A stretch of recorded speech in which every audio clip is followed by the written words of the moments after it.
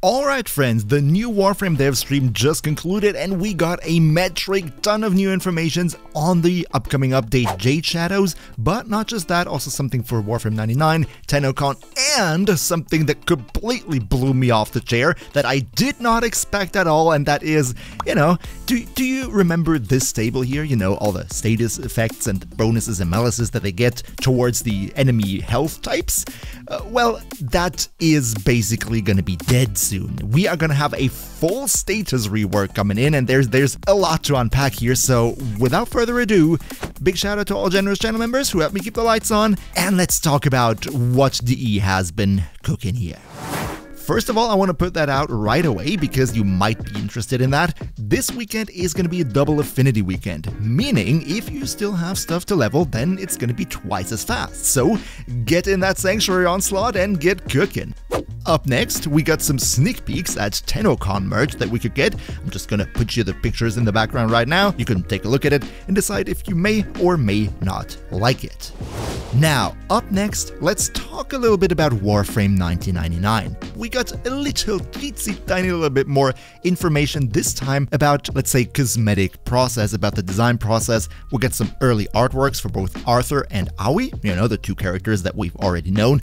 And now we also got a artwork for the motorcycle, also in different colors, but this one really got me interested, right? So if the motorcycle is not just a prop in that trailer, and they have actual artwork on it, this kind of sort of gives me the feeling that this motorcycle, or motorcycles in general, might have a bit more of a role in Warframe 99 in general.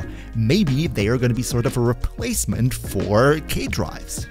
One thing that I've always found really unfortunate about open worlds in Warframe is, to be efficient, right, you just jump into your Arcwing and zip from point A to point B, and I kinda sorta have the hope that they're not gonna implement any type of Arcwing thingy for 1999, so that we can actually explore whatever game world it might be with that bike. Wouldn't that be awesome? And I would also love to hear your opinions about that thought in the comments down below.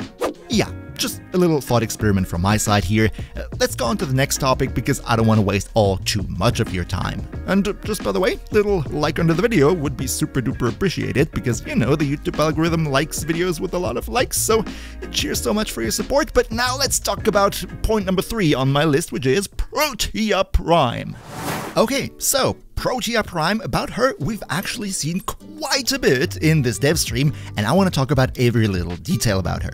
First of all, she will be released on May 1st, that's gonna be next week on Wednesday if I'm not wrong. But now let's get into the things that you actually care about, and that would be both the stats and the looks. As you see in the background, the looks are really cool. I really like the looks. I'm personally not too much of a fan of the helmet, but we'll also get an alternate helmet which looks absolutely sick, so I'm definitely gonna go for that one. And we also got a teensy tiny little release trailer for her, but the full one is gonna be releasing sometime next week, before Wednesday obviously, so, keep an eye on the official Warframe YouTube channel. But let's actually take a minute and look at her stats. We have this freeze frame right here from the developer build, so remember, everything you see here is still subject to change, but I still want to just pretend this is going to be the final result, so let's talk about the stats here. And if we're looking into that, then to be honest, stat-wise, I am not too much impressed with Protea Prime. Just like the normal version, she has 370 health and 555 shields at rank 30. I was actually hoping Protea Prime would improve in terms of shields, because shield tanking and shields in general are in a great spot right now in Warframe, and I would have really loved if Protea Prime would have gotten a bit more shield so we could play with the new feature a little bit more maybe. Still, she does have a really good shield pool, however, what she does get is a little more armor and a little more maximum energy. If we're being honest, I don't understand why, right?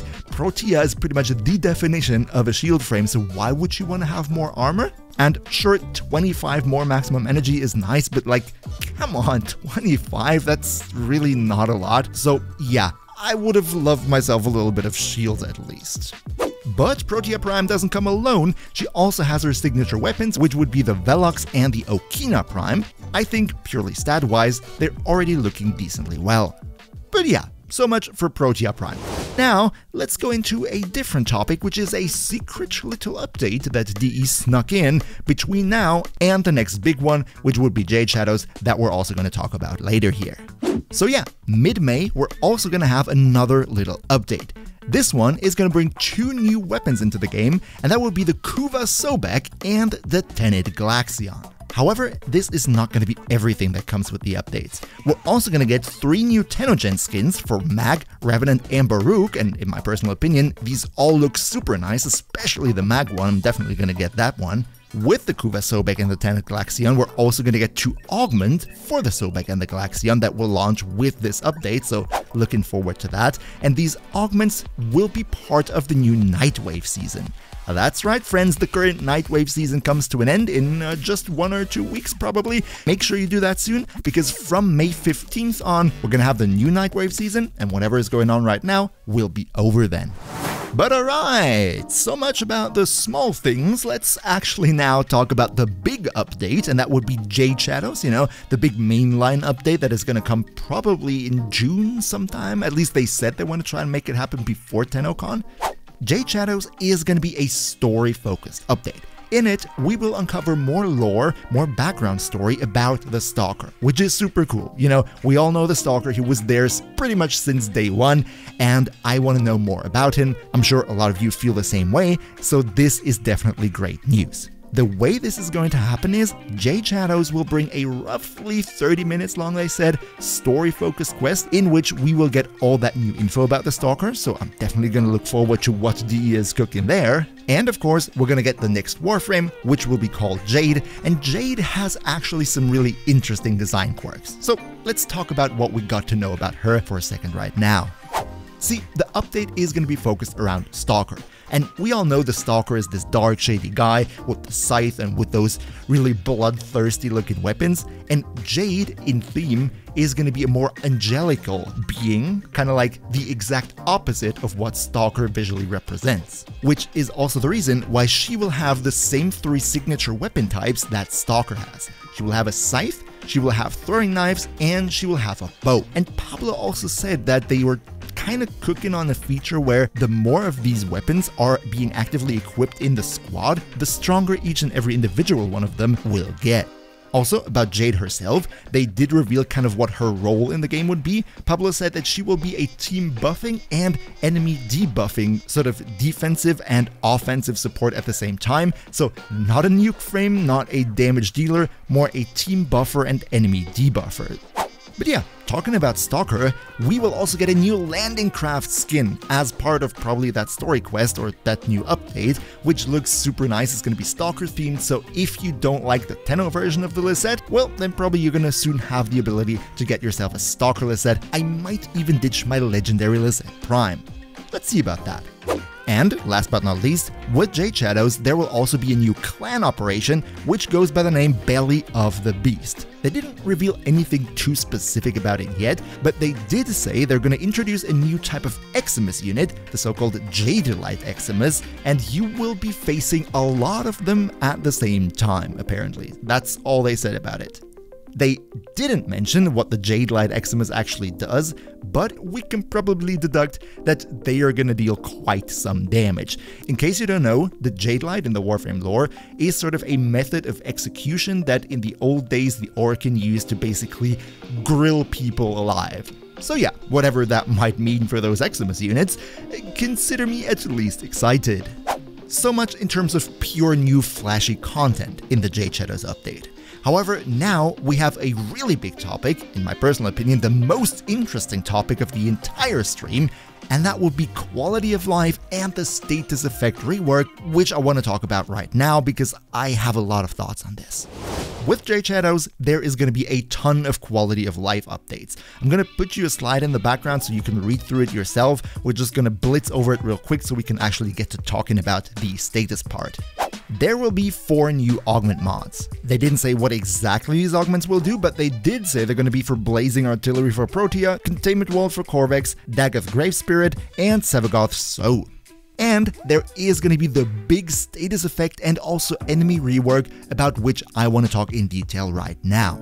First off, enemy scaling is going to be touched.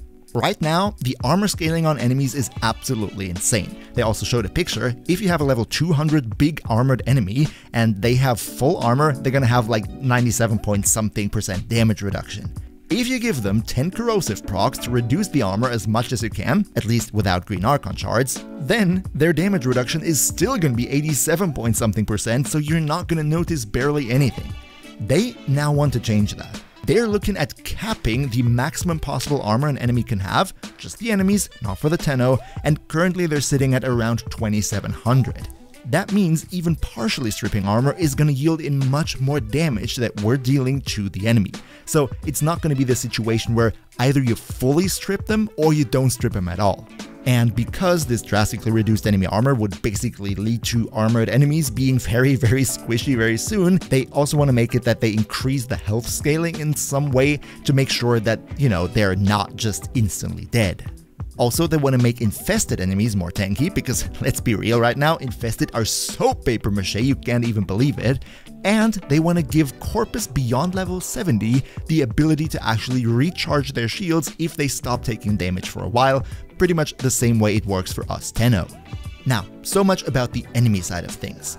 My personal opinion is that the whole armor rework is kinda needed. However, what I find a bit sad is that it kinda sounds like green Archon shards, allowing us to full strip with corrosive, is not gonna be that much of a strong tactic anymore. Therefore, if you have a lot of green Archon shards into corrosive, it's gonna feel bad because they are gonna lose a lot of their usefulness. But alright, let's finally get to the thing that you're probably all stayed for so long, and that would be the full status rework. What are they cooking here? So what they basically said is they want to fully get rid of all the scaling with the different health types, and instead they want to streamline it in a way that every enemy faction will get 2 weaknesses and 1 resistance in terms of which elements they're weak and strong against. So just to make an example, in the future it's not going to be like you're going up against Grineer. Most enemies are weak against corrosive because they have ferrite armor, but then there is the one bombard in the room, right, who has alloy armor and therefore is weak against radiation. However, they haven't given us any specific information about which enemy faction is going to be weak against which element. However, what they said is, when it comes to the enemy factions, they're going to create more individual enemy factions out of what we just have. For example, they said that the Kuva Grineer that we currently have are not going to be considered part of the Grineer roster, they're going to be their own sub-faction with their own strengths and weaknesses. Also, the Amalgam Corpus, right, the stuff that is on Allied V's ships, is not going to be part of the main corpus, it's going to be a sub-corpus variant. And thirdly, the Deimos Infested are going to be split up with the normal Infested. So we're going to have more enemy factions in the game going forward, with more strength and weaknesses. And speaking about damage types, we will get some buffs and some reworks to those that were basically never used. For example, Cold will now be able to fully freeze the enemy if you have enough cold status effects on them, and when the enemy is frozen, then the crit damage buff that you currently get when enemies have cold applied to them, that is going to be even stronger. About Magnetic, they say they don't want to touch it just yet. They will look at the new Corpus shield recharging mechanics and see if Magnetic becomes more viable with that included to the game. Should that not be the case, then they said they will buff Magnetic later down the line. And they're planning to do some big buffs towards Blast, but they didn't say anything in specific, they just said that they want to make Blast more blasty. Now, all in all, what should we think about this rework? First off, about the armor scaling, I think this will give us some more build variety, because let's be honest, when you were going up against high-level armored units, the only 2 options that you had were fully armor stripping them, or going with Slash because Slash bypasses armor, right? Going forward, however, having a weapon with corrosion and high status chance will probably be able to strip down the enemy armor enough for you to deal some actual damage with just your weapon alone, no priming and armor stripping needed. About Corpus and the whole shield recharge, magnetic potential buff and all whatnot, I still feel a bit weird because my only thought here was, well, we just take Toxin and that would bypass shields anyway, just like it did before? Would be really interesting because I personally think they wouldn't make all the efforts to sort of make enemy shields more viable, or look into magnetic damage and blah blah blah, if they're fully aware that we're just going to use Toxin anyway. So I'm a bit afraid of what might happen to the whole Toxin against Corpus meta because I always liked that. But yeah, I would be thrilled to hear your opinions in the comments down below. Big shout out to Niels V, Demon Lord Zell, Demon Emperor, Emperor Prime, Bland Waffle, Nostalynx Gaming, Lycan Shepherd, Turtle Pier, Shadow Soul, JPT Cokeman, Pepperwolf, and all other generous channel members for your continuous support. We see each other hopefully in the next one, and until then, as always, good loot and have a nice weekend.